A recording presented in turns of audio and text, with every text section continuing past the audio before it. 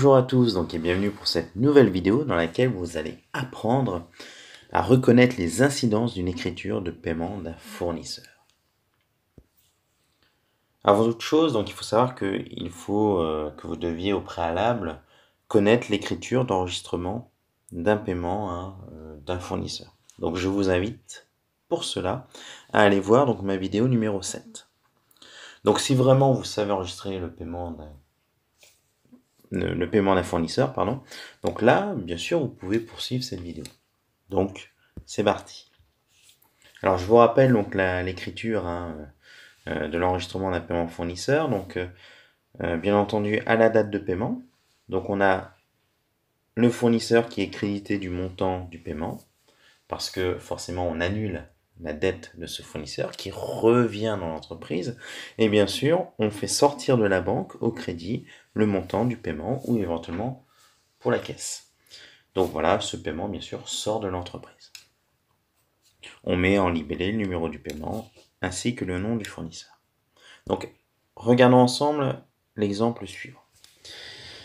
Donc, au 31 mars, par exemple, là, nous avons payé par chèque, donc c'est-à-dire par intermédiaire de notre banque, notre fournisseur, donc pour un montant de 1200 €.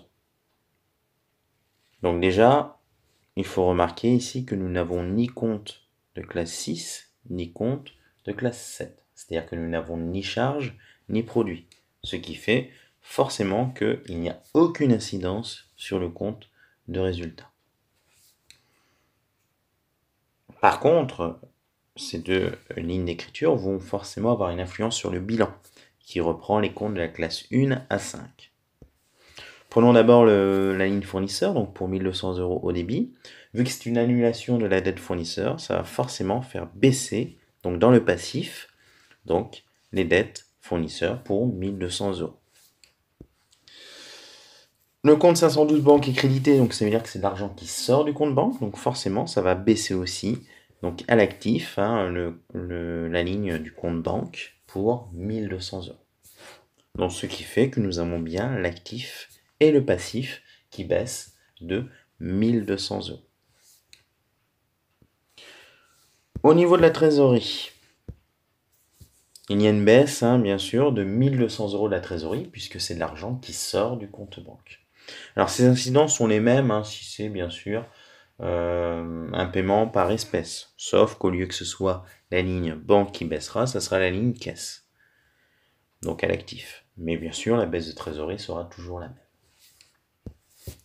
Voilà, donc j'espère que cette vidéo vous aura plu et qu'elle vous aura permis de bien comprendre quelles sont les incidences d'une écriture sur les documents de synthèse, c'est-à-dire donc le compte de résultat, le bilan et la trésorerie. N'hésitez pas à liker, à commenter et à vous abonner donc à mes vidéos.